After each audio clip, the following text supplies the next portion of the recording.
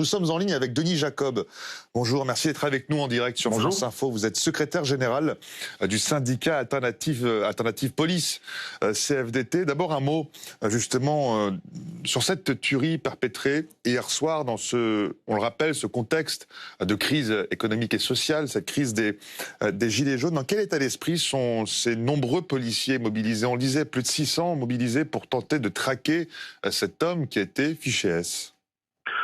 Écoutez, mes collègues travaillent pour l'intérêt supérieur de l'État afin de garantir la sécurité à tous nos concitoyens, bien évidemment, même si depuis maintenant 3 ans, presque 4 ans, ils sont soumis à des missions particulièrement importantes, avec beaucoup d'annulations et de reports de repos, mais ils font leur travail de manière très professionnelle et ils feront tout pour neutraliser et interpeller cet individu.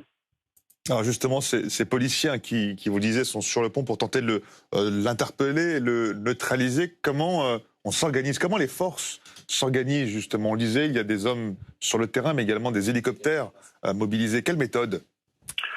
Écoutez, c'est la méthode, si je peux parler ainsi, classique de la mise en place d'un plan de lutte contre le terrorisme. Alors, on y est depuis maintenant 4 ans, avec différents niveaux de Vigipirate. Aujourd'hui, on est en urgence attentat. Donc, il y a de toute façon une continuité dans cette mission avec un certain nombre de fonctionnaires de police, de gendarmes, de militaires, l'opération Sentinelle, qui assure au quotidien la surveillance la plus particulière dans le cadre de la lutte antiterroriste.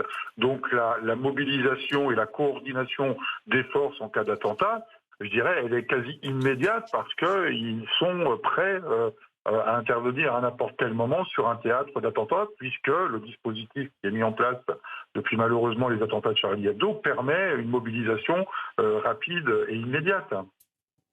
On l'a entendu, hein, Denis Jacob, on l'a vu aussi, les forces de l'ordre très mobilisées en ce moment sur le terrain, outre l'alerte attentat. Et on parle bien sûr de la crise sociale des Gilets jaunes. Les forces de l'ordre, dans quel état sont les troupes, si j'ose me poser cette question? Dans quel état? Je pense que vous avez vu très certainement passer mon communiqué de presse de lundi. Les collègues sont certes fatigués, hein, ils sont aussi un peu lassés de toutes ces missions successives qui s'accumulent au fil du temps et sans avoir le temps de repos nécessaire, avec des revendications comme n'importe quel travailleur de reconnaissance financière, de reconnaissance de l'État pour leur mobilisation permanente. Et aujourd'hui, on n'a pas de réponse. Donc, ils font leur travail parce que ce sont des professionnels de la sécurité. Ils ont le devoir d'assurer cette sécurité à nos concitoyens, mais ils attendent quand même un geste fort aussi du gouvernement, du président de la République. Et c'est important qu'on leur apporte une réponse parce qu'à un moment ou à un autre, ils n'auront peut-être plus le choix que de faire autrement, que de faire comme ce que font les Gilets jaunes, de manière différente bien évidemment, mais au moins peut-être par une mobilisation de rue si on n'apporte pas de réponse à leurs revendications qui sont quand même récurrentes depuis maintenant plusieurs années. Une dernière question, Denis Jacob. Avez-vous une sorte peut-être d'appréhension? Redoutez-vous finalement un acte 5 de cette mobilisation des Gilets jaunes ce samedi, dans ce contexte où, on le disait, le ministre de l'Intérieur vient de relever le plan Vigipirate au niveau urgence attentat?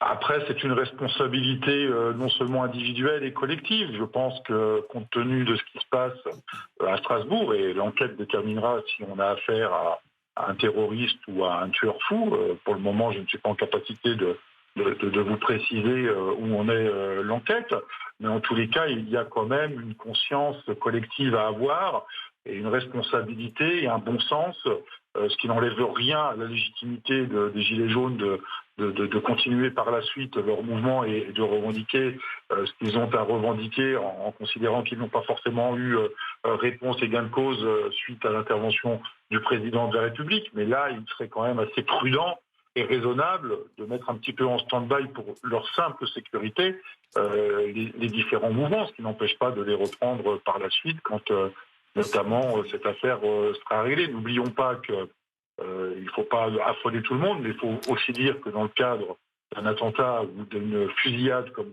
ce qu'on vient de vivre, il y a ce qu'on appelle un effet mimétisme possible. Donc potentiellement un fou qui peut également se sentir concerné et comment dire, revigoré de voir que quelqu'un est passé à l'acte pour le pousser de le faire également. Donc je pense qu'il faut être vigilant, il faut être raisonnable, avoir du bon sens et faire en sorte qu'il y ait le moins possible de rassemblements pour éviter d'avoir affaire à ce qu'on a vécu hier soir à Strasbourg. Merci infiniment, Denis Jacob, secrétaire général du syndicat Alternative Police CFDT, d'avoir